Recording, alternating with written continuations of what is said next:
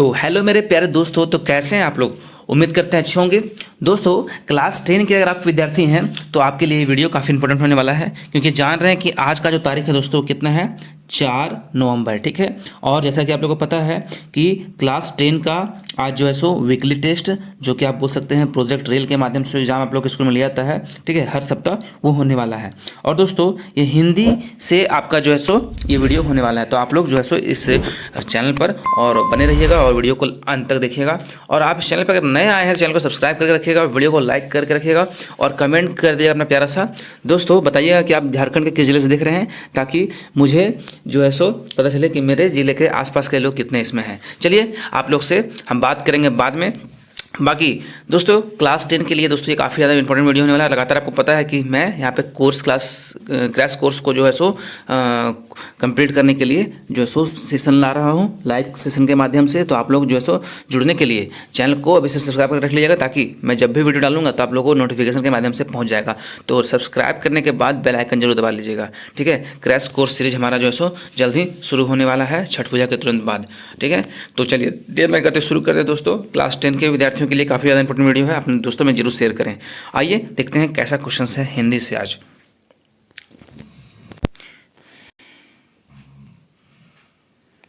तो दोस्तों, सबसे पहला क्वेश्चन देख रहे हैं क्या है कि यह दंतुरित मुस्कान कविता के कवि कौन है। तो ठीक है, आपके पास ऑप्शन देते हैं हम।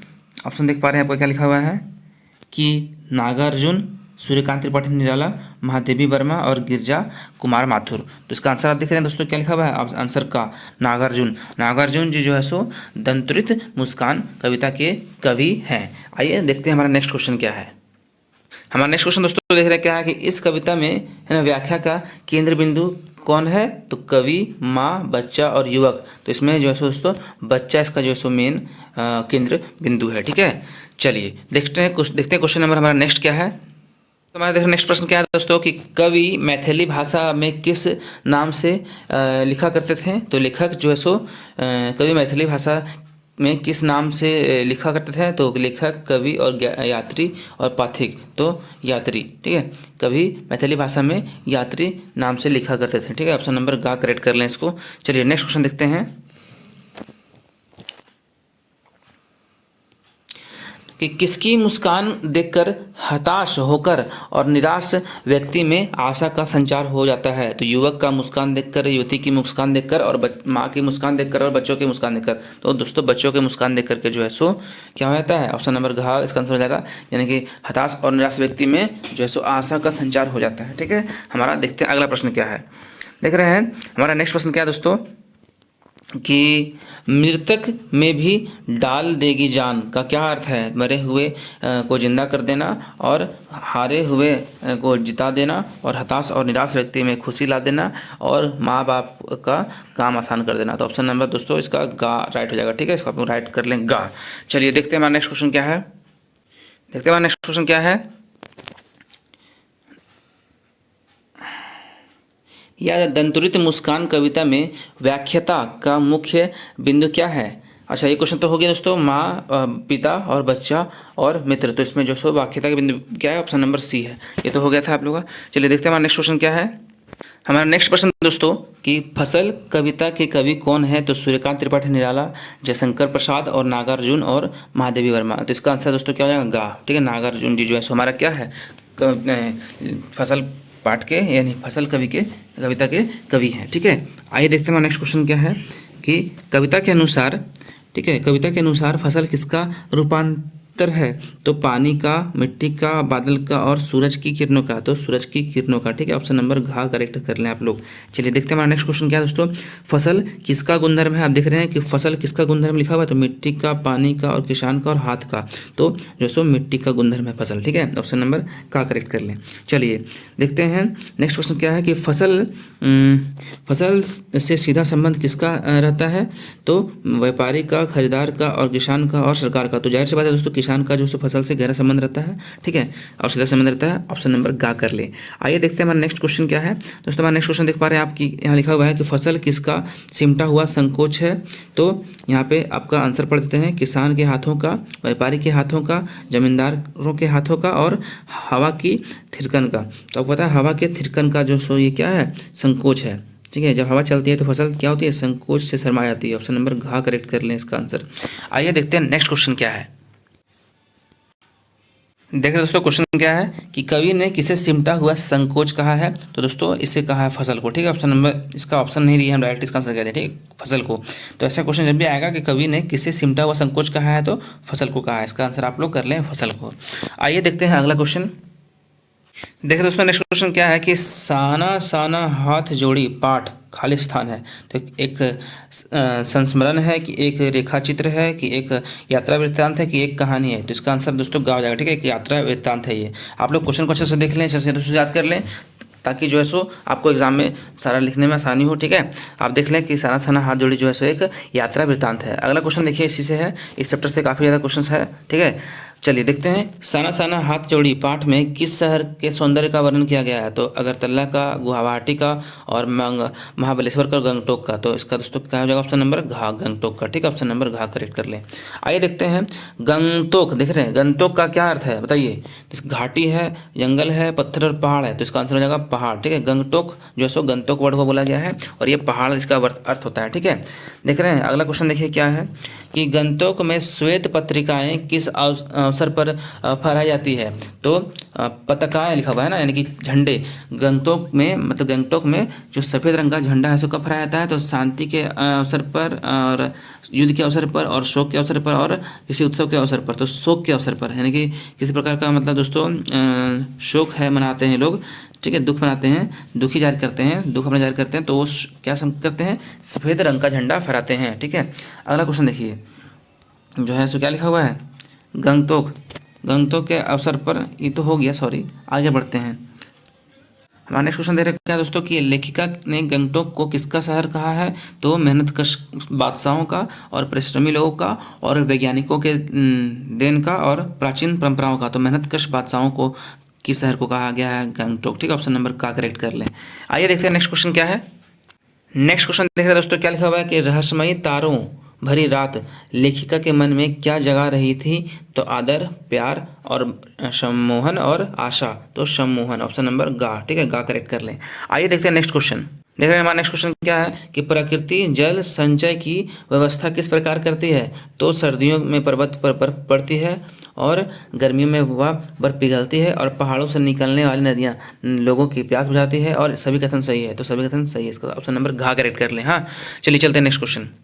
हमारा नेक्स्ट क्वेश्चन देख रहे हैं दोस्तों, क्या है कि गंगटोक नगर किस राज्य की राजधानी है। तो आसाम, सिक्किम, बंगाल और अरुणाचल। तो सिक्किम है। ठीक है, यानी कि सिक्किम की राजधानी है गंगटोक की। ठीक है, आप जानते हैं, ऑप्शन नंबर खा करेक्ट कर लें, यानी कि ये।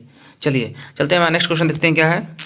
हमारा नेक्स्ट क्वेश्चन दोस्तों कि कंचनजंगा किस पर्वत की चोटी का नाम है। तो हिमालय पर्वत का, कंचन पर्वत का और सुमेर पर्वत का और नीलमणि का। तो हिमालय पर्वत का जो है सो कंचनजंगा है, सो ये एक बोल सकते हैं चोटी का नाम है। ठीक है, हमारा नेक्स्ट क्वेश्चन देखते हैं कि जितने जितने है ना नागे की जीप में किसकी तस्वीर, अच्छा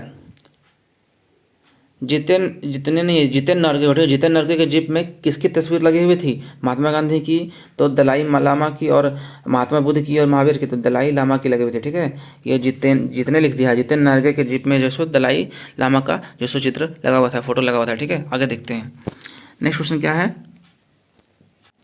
नेक्स्ट देख रहे हैं क्या दोस्तों कि कवि लॉन्गस्टॉक नामक स्थान पर कौन सी हिंदी फिल्म की शूटिंग हुई थी। तो आपको पता है गाइड था उसका नाम। ठीक है, ऑप्शन नंबर का करेक्ट कर लें। का सही हो जाएगा, खा गलती हो जाएगा, गा गलती हो जाएगा और गा भी गलती हो जाएगा। ठीक है, गाइड। चलिए नेक्स्ट देखते हैं क्वेश्चन क्या है, देखिए मशगुल शब्द का अर्थ क्या है। मशगुल, ठीक है, तो मशगुल का अर्थ होता है व्यस्त होना। ठीक है, व्यस्त रहना, बिजी रहना। बाकी खा रंग हो जाएगा, घा रंग हो जाएगा और गा रंग हो जाएगा। दोस्तों नेक्स्ट क्वेश्चन देख रहे हैं क्या है कि आकाश किसका पर्यायवाची शब्द है। तो आकाश का उल्टा होता है, विलोम होता है पाताल। ये तो नहीं होगा। बादल, बादल तो नहीं होता है। ठीक है, और मेघ भी नहीं होगा। तो इसका आसमान हो जाएगा, ऑप्शन नंबर सी करेक्ट कर लें। ठीक है, सी जो है सो क्या है, आकाश का पर्यायवाची है। ठीक है, चलिए देखते हैं नेक्स्ट क्वेश्चन क्या है। तो हमारे दोस्तों नेक्स्ट क्वेश्चन पे आ गए हैं। नेक्स्ट क्वेश्चन देख रहे हैं क्या है कि श्री गणेश करना मुहावरे का क्या अर्थ होगा। तो शुभ कार्य आरंभ करना और गणेश जी की दर्शन करना और कोई कार्य को खत्म करना और यात्रा जो है सो यात्रा पर जाना। तो आपको पता है शुभ कार्य जब हम लोग आरंभ करते हैं तो बोलते हैं श्री गणेश कर दिए है ना, श्री गणेश करना मतलब उस समय हम लोग बोलते हैं। तो श्री गणेश करना का अर्थ होता है किसी शुभ कार्य को शुरू करना, आरंभ करना। ऑप्शन नंबर ए करेक्ट हो जाएगा। चलिए चलते हैं नेक्स्ट क्वेश्चन में, देखते हैं क्या नेक्स्ट क्वेश्चन क्या है। तो दोस्तों नेक्स्ट क्वेश्चन क्या दे रहा है कि साना साना हाथ जोड़ी का क्या अर्थ है। तो साना साना हाथ जोड़ी का अर्थ है छोटे छोटे हाथ जोड़कर प्रार्थना करती हूँ। ठीक है, इसका आंसर क्या हो जाएगा, छोटे छोटे हाथ जोड़कर प्रार्थना करती हूँ। इसका डायरेक्टली मैंने आंसर बता दिया है इसका अर्थ का। और इसी पे दोस्तों एक क्वेश्चन और है कि साना साना हाथ जोड़ी की लेखिका कौन है। ठीक है, आइए देखते हैं नेक्स्ट क्वेश्चन क्या हो गया। देखिएगा साना साना हाथ जोड़ी, एक मिनट रुकिएगा।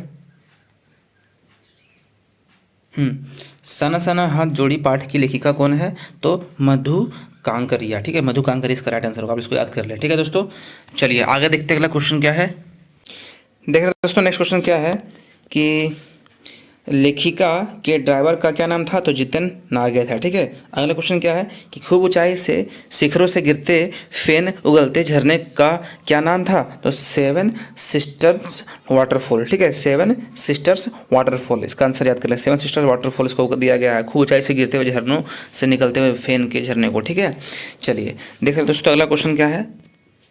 दोस्तों नेक्स्ट क्वेश्चन देख रहे हैं क्या है कि कवि के अनुसार फसल का क्या अर्थ है। ठीक है, चलिए देखते हैं कि कवि के अनुसार फसल जो है सो हवा, पानी, मिट्टी, सूर्य की किरणों का परिणाम है। इससे मिट्टी के गुणधर्म का जादू समाया है ना हुआ है, या सूर्य की किरणों का रूपांतर है, और हवा का थिरकना इसके साथ साथ किसानों और मजदूरों के कोटि कोटि हाथों का स्पर्श है। ठीक है दोस्तों, इसको आप लोग लिख लें। मैं कहता हूँ कि जितने क्वेश्चन मैं बताया हूँ उसको लिख लें ताकि जो है आपको एग्जाम में दिक्कत ना हो। ठीक है, चलिए चलते हैं अगले क्वेश्चन की ओर।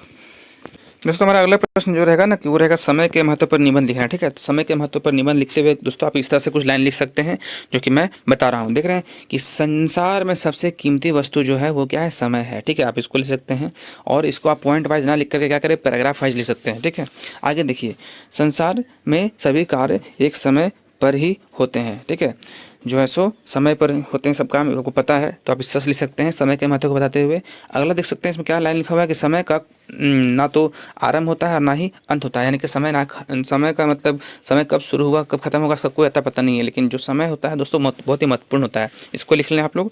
आगे लिखिए, लिख सकते हैं क्या है कि समय किसी की प्रतीक्षा नहीं करता। ठीक है, समय है सो किसी की प्रतीक्षा नहीं करता। ठीक है, आगे देखिए, समय बिना रुके निरंतर चलता रहता है। यानी कि हम लोग तो रुक जाएंगे, ठीक है, लेकिन समय कभी नहीं रुकेगा। समय बिना रुके चलता रहता है, इसीलिए इसको है सो लिखा हुआ है, समय बिना रुके निरंतर चलता रहता है। तो इस तरह से आप लोग समय के महत्व को बताते हुए लिख सकते हैं। समय का अगला महत्व क्या है दोस्तों, देख रहे हैं कि समय ये हमें सदैव समय का सदुपयोग करना चाहिए। ठीक है, हमें समय का सदैव क्या करना चाहिए, सदुपयोग करना चाहिए। ठीक है, इसको लिख लें। अगला प्रश्न देखिए, मतलब अगला पॉइंट देखिए, हमें किसी भी कार्य को कल पर नहीं टालना चाहिए कि कल करेंगे, ये हमें नहीं करना चाहिए। जो है सो आज का समय कीमती होता है, आज ही खत्म करने का प्रयास करें। आगे देखिए क्या है कि हमें सही समय पर सोना चाहिए, उठना चाहिए और खाना चाहिए और कोई भी काम करना चाहिए। ठीक है, आगे देखिए क्या लिखा हुआ है कि हमें अपने समय का इस्तेमाल अपने आप को बेहतर बनाने के लिए करना चाहिए।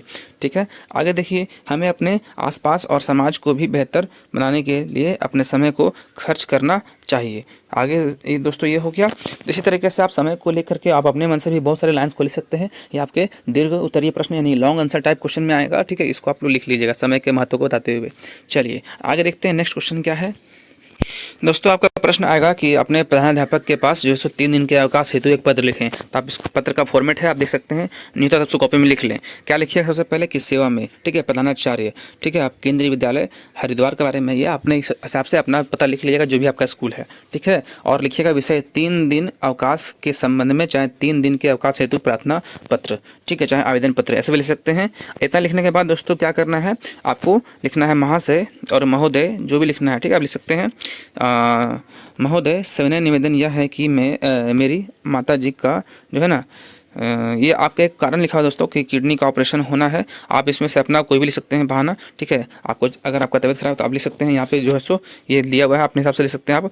इसके लिए जो है सो डॉक्टरों ने 18 मार्च से 2023 की तिथि निश्चित की है और मेरे पिताजी आवश्यक कार्य से अभी बाहर गए हुए हैं। उनके पास वापस आने तक मुझे ऑपरेशन के पूर्व एवं पश्चात माता जी की सेवा के लिए अस्पताल में रुकना पड़ेगा। पिताजी के अनुपस्थिति में मैं माँ की आपके पास सेवा हेतु रहूँगा। ठीक है, आप इसमें कुछ भी कारण डाल सकते हैं, जरूर नहीं कि डालिएगा। ठीक है, ये आपका एक फॉर्मेट है, मैंने कहा क्या कहा फॉर्मेट है, इस फॉर्मेट को समझ करके अपने हिसाब से आप कारण डाल दीजिए, अपना जो है तो रीजन डाल दीजिए कि किस लिए छुट्टी चाहिए। ठीक है, आगे देखिए क्या है कि अतः आपसे आग्रह है। ठीक है, या फिर अगर अतः आपसे साग्रह, चाहे आग्रह है, चाहे साग्रह अनुरोध है, चाहे आग्रह डायरेक्ट जो बोलना है बोल सकते हैं, या फिर सविनय निवेदन है ना, या फिर नर्म निवेदन है कि आप मुझे 18 मार्च 2023 से 20 मार्च 2023 तक, यानी कि आप अपना डेट डाल दीजिए, कुछ भी मतलब फलाना चिलाना डेट, कुछ भी जो 3 दिन का उसमें गैप हो, वो 3 दिवसों का अवकाश प्रदान करने का जो है सो कृपा करें, चाहे अनुग्रहित करने की कृपा करें या कीजिए, मैं आपका सदाभारी रहूँगा, ऐसे आपको लिखते हैं। मैंने जस्ट आपको एक फॉर्मेट दिया है। ठीक है, आप अपने हिसाब से कोई लिख सकते हैं। बाकी आपको धन्यवाद सहित लिख दीजिएगा, आपका आज्ञाकारी शिष्य दिनांक लिख दीजिएगा, और बाकी ये आपका जो है सो फॉर्मेट इसी तरह से होगा एप्लीकेशन का, तो उसको आप लिख लीजिएगा दोस्तों। चलिए चलते हैं आगे। दोस्तों अगला प्रश्न आएगा कि रचना के आधार पर जो है सो वाक्य के कितने भेद होते हैं। तो ठीक है, तो बहुत लोग को कन्फ्यूजन है कि 2 भेद होते हैं, बहुत लोग को कन्फ्यूजन 3 भेद होते हैं। तो देख रहे हैं यहाँ पर क्या लिखा हुआ है कि रचना के आधार पर जो है दोस्तों वाक्य के भेद। तो वाक्य जो है सो शब्दों का एक सार्थक समूह है जो किसी ना किसी भाव को प्रकट करता है, वह वाक्य कहलाता है। ठीक है, और रचना के आधार पर दोस्तों वाक्य के जो है सो 2 नहीं बल्कि कितने भेद हैं, 3 भेद हैं। आप देख रहे हैं 3 क्या क्या है, तो एक है साधारण या सरल वाक्य, दूसरा संयुक्त वाक्य, और तीसरा मिक्स या मिश्रित वाक्य। ठीक है, तो इसको आप लोग लिख लें। मैं थोड़ा आंसर दूसरे तरीके से बताने का प्रयास कर रहा हूँ, आप इसको है सो लिख सकते हैं। डायरेक्टली मैंने आंसर बता दिया है, क्वेश्चन को आप लोगों को ऑलरेडी हम है सो ऑरली पढ़ के आपको बता दिए। ठीक है, आप इसका आंसर कर लें। चलिए देखते हैं अगला क्वेश्चन क्या है। दोस्तों अगला प्रश्न रहेगा कि पत्र कितने प्रकार के होते हैं। तो आपको बता दें कि पत्र के प्रकार जो होते हैं वो 2 होते हैं। ठीक है, एक होता है औपचारिक पत्र और दूसरा होता है अनौपचारिक पत्र। आप लोग को जैसा कि मालूम होगा, ठीक है, देख पा रहे हैं, तो हम इसका डेफिनेशन आप लोग को बताते हैं। पहले पढ़ेंगे औपचारिक पत्र के बारे में। देख रहे हैं कि औपचारिक पत्र किसे कहते हैं कि जिन लोगों से निजी संबंध होते हैं उन्हें औपचारिक पत्र लिखे जाते हैं। इस प्रकार के पत्र में व्यक्ति अपने मन की बातों, भावनाओं, सुख दुख की बातों आदि को लिखते हैं, अतः इन पत्रों को व्यक्तिगत पत्र भी कहा जाता है। इन पत्रों की भाषा शैली में अनौपचारिकता का पुट दिखा नहीं जा सकता। जबकि औपचारिक पत्र में क्या है दोस्तों, ये पढ़ते हैं कि ये पत्र औपचारिक संदर्भों के में लिखा जाता है। जिन लोगों के साथ इस तरह के पत्राचार किया जाता है ना, उन्हें उनके साथ हमारे निजी संबंध नहीं होते हैं। औपचारिक माहौल होने के कारण इस के पत्रों में तथ्य और सूचनाओं के अधिक महत्व दिया जाता है। ठीक है, तो ये दोस्तों दोनों औपचारिक और अनौपचारिक पत्र के प्रकार। तो दोस्तों उम्मीद करते हैं आप लोग को जो सारा क्वेश्चन समझ में आ गया होगा, और आप लोग का जो है सो वीकली टेस्ट बढ़िया जाए, और यही हम आपसे कामना करते हैं। आप लोगों का जो है सो यही मुझे आशा रहेगी कि आप लोग अच्छा से लिख पाएँ। और आप सभी को बहुत बहुत थैंक यू कि आप लोगों ने सारा क्वेश्चन को देखा, और ऑल द बेस्ट सभी को। चैनल पे नया सब्सक्राइब कर जाइएगा, वीडियो लाइक कर देगा और कमेंट जरूर कीजिएगा अपने प्यारा सा। ठीक है, और अगले एग्ज़ाम की तैयारी के लिए जो सो चैनल पर बने रहिएगा, वीडियो में लाता रहता हूँ आपके प्रिपरेशन को लेकर के। तो चलिए दोस्तों मिलते हैं, थैंक यू, अगले वीडियो मिलेंगे।